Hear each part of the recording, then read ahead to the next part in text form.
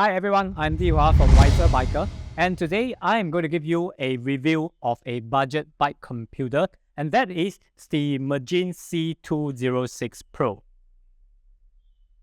For those of you who do not know what a bike computer is, basically it is a device that collects different data such as speed, distance, cadence, total distance, elevation, and for some advanced model, it can even help you navigate. If you're still using a traditional speedometer, or if you're using your handphone to record your ride using an app, then you may want to continue watching this video because there is a very good substitute, and that is a bicycle computer. Now, what I brought here today, the Magene C206 Pro, it is a budget bike computer that is targeted at new users, people who have just started using bicycle computer.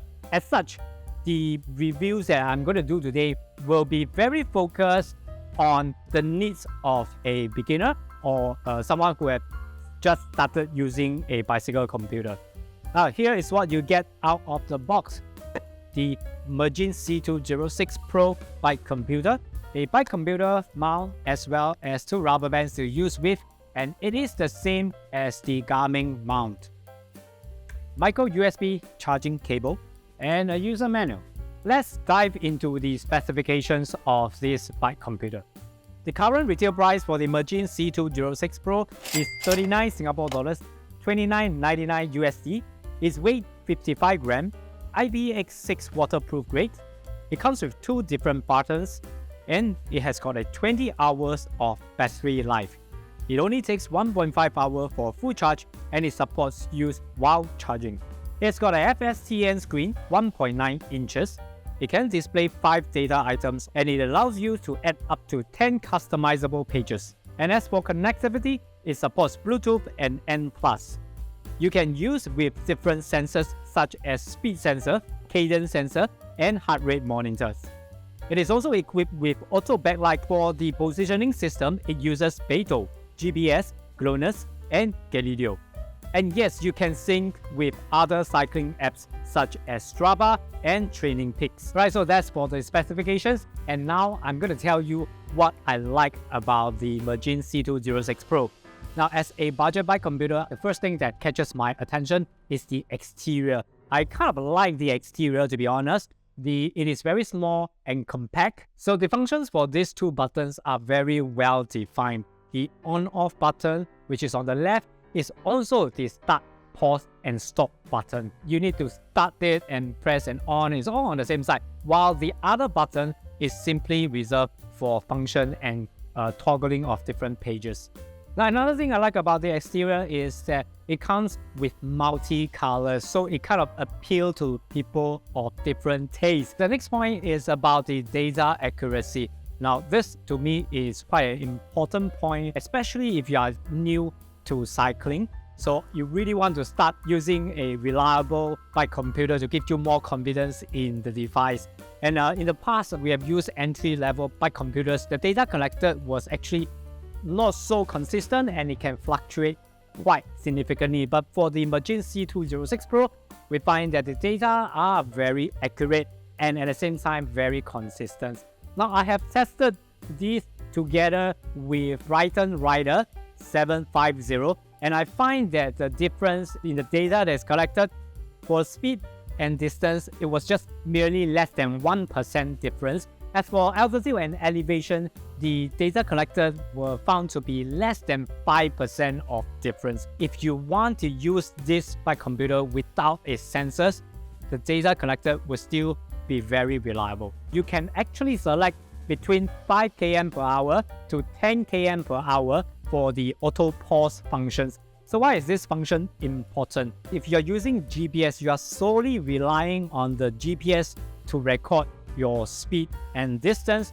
Then you may notice that at times when you come to a complete stop or you're resting at a stationary position, you can still see the speedometer recording some low speed like between 1 to 4 km per hour. And that is an inherent problem when you are just using GPS alone to record speed. So with the function of a auto pause and setting it to under 5 km, you can safely and effectively eliminate this noise. If you're using bike computer with a speed sensor, then you won't have this problem.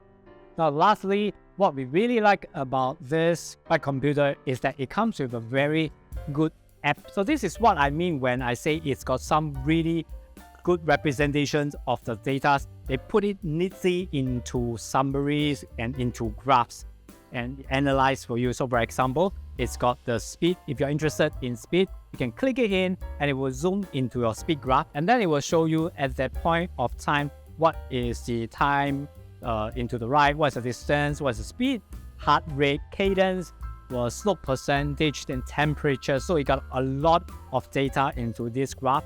And right at the bottom, you can even find something very interesting, which is your heart rate zone representation. They put your heart rate as recorded throughout your whole journey, and they will calculate the different time that you spend on different zones. So for Magene, they actually put it into like a relaxed zone, and a healthy zone, a fitness zone, an aerobic zone, as well as a anaerobic zone, and then a red line zone. So overall, I think this can be very helpful for people who are seriously planning and designing their rides for training, and they can have a good look at whether they are meeting their training targets. And most importantly, they are very thoughtful in terms of explaining and teaching users on the things that they ought to know. For example, when we just started cycling, we have no idea what this different heart rate zone is, what is lactate threshold, all this, and they actually give you a very good guide of what these things are. What is your MHR and zones, maximum heart rate, lactate threshold, heart rate zone, and all that. So we got a very good explanation. This is things that I really appreciate what Magene is offering on their app. Well, there are so many good things about this bike computer, but it is not without the downsides. And here are some of the things that, in my opinion, I think it can be improved, or one of the things that I really can't take. Here is the first thing, which is this rubber top. Now, the top surface of the bike computer is entirely wrapped in a rubber material. And while it looks good, but for a rough user like me, I've been using this for a couple of months now. I've been testing it for a couple of months, and already I find some very visible and ugly scratches all over it. So yeah, so this is not something that is very nice in the long run if you're a rough user like me. And also these buttons. Now, while the buttons have very good functions, but these two lines, it's just not very pleasurable to press on. It's not very kind of my finger. Yeah, I mean, the functions are fine as well as the feedbacks are good.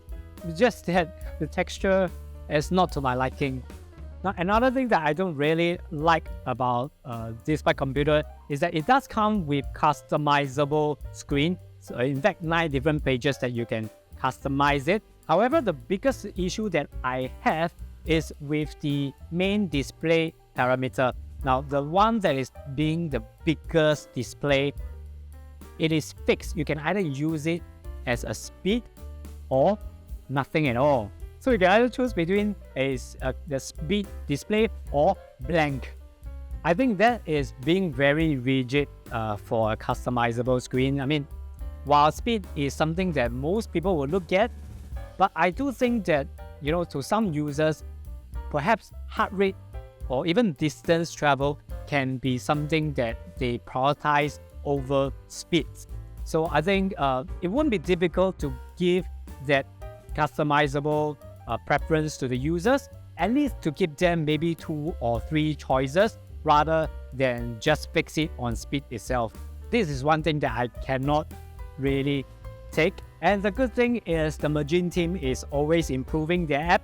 Now, one thing that I can prove to you is that when we started doing Magene bike computer reviews a couple years ago, their app can only give you kilometers per hour. But now, for the unit preference, they have updated it, and you can actually choose between Matrix or Imperial. Okay, depending on which one you prefer. And finally, this unit does not support the use of power meters, which is not a deal breaker at all, because though if they have this power meter support, then it really can last me for a longer time as a cyclist. So in conclusion, I think the Magene C206 Pro has met almost all the needs of a new user or beginner and people who don't really want to spend too much on a bike computer. Now, I mean, at this price point, it's under 30 USD. In Singapore, it's 39 Singapore dollars. It really makes no sense to look at others. I mean, it just makes the Xoss G Plus not so attractive already because it's offering a lot more things at the same price. If you are really seriously doing your researches and Xoss G Plus is one of your options, if a lot of you are really interested in that comparison, then we will do that soon. But for now, if you ask me, it is the Magene C206 Pro over the Xoss G Plus anytime. Okay, so I hope you liked today's video and do give us a thumbs up. Remember to subscribe to our channel. See you